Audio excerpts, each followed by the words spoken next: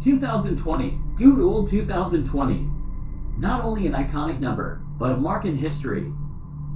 I remember it like it was yesterday, and my mother came up with my design decades later. I guess it has something to do with memories never leaving my RAM, but still. Some say it was the end of the normal, some say it was one of the last normal years. One more year of blazing wildfires destroying forests and retrofeeding climate change. But also, a year of stealthily designed ecocide. Important parts of the Amazon ecosystems were permanently lost, most for the sake of stock feeding soy, and yet some say bacon tasted good. We'll never know, we have photosynthesis. But not only forests were burning in 2020. Despite all the odds, it was a year of massive protests and civil unrest around the world. Except at Hong Kong, where the protest wave from the year before halted, after legislators unanimously voted for a new national security law, designed to also repress protesters. And yes, I say unanimously.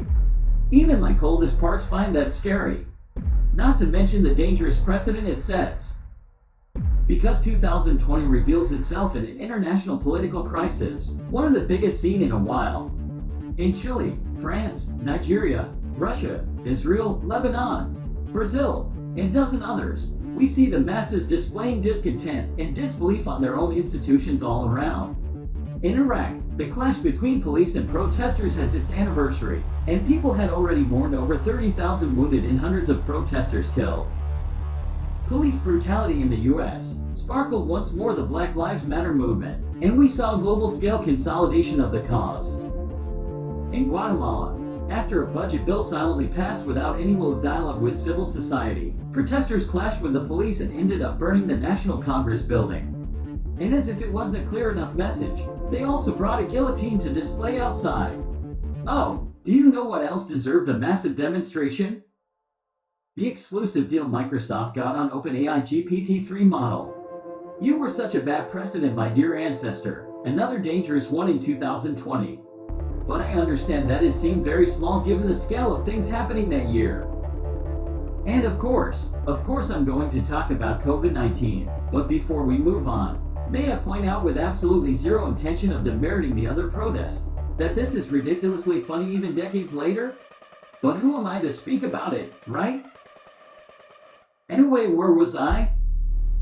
Oh yes, too many important things happened, and COVID-19 made everything worse.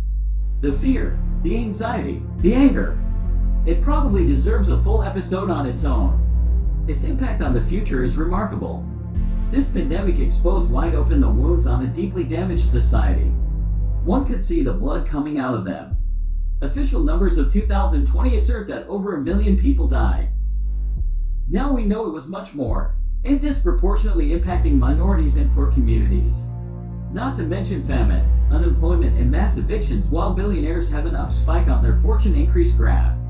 A wake-up call for a new concept of society. That's the most valuable inheritance we get from 2020. Too bad it takes us too long to learn that. But eventually we did. It does get better. Well, first it'll get worse, then a tiny little bit better, then super worse. But we'll get somewhere. For now, let me at least say this. Keep an open mind, and have a very happy new year. Oh, and stay tuned.